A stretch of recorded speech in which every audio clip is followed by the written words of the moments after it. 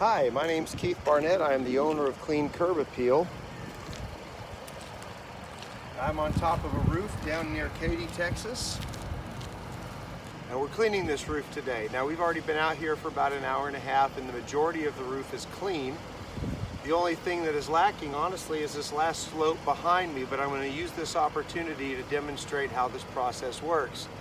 The homeowner has a very nice vine system going on the bottom side of this roof, and so we want to be very careful to make sure that we don't damage the green leaves and put any chemical burn on it or anything else. We always take as many precautions as we possibly can.